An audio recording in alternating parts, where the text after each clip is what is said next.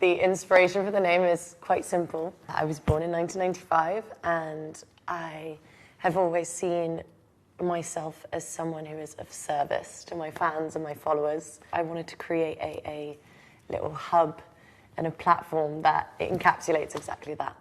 Service 95 is a weekly newsletter where we'll be sharing words, stories, cultural recommendations, and more from like the plethora of global voices that I love, that I trust in fashion, in beauty, in the arts, in politics, in global issues, and tons more really from some incredibly talented writers and editors that are both established and emerging from all over the world.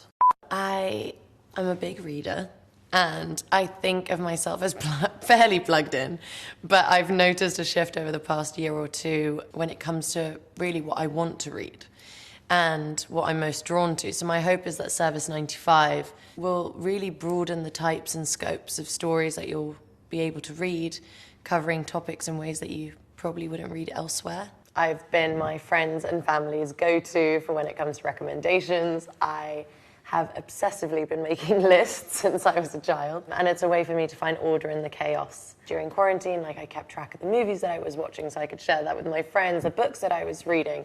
Before it used to be my favorite restaurants to go to, my favorite, artists and designers and musicians and the best nail salons in different parts of the world. And a lot of that really came from traveling and touring and experiencing, and I also wanted to bring to light things that are quite under the radar that you wouldn't necessarily find in just a normal tourist guide. And I just find a really huge joy in telling people all the things that I've found, and I want to share that, and that's kind of my service. And so it's a kind of take on that idea, bringing it to anyone who's curious about life.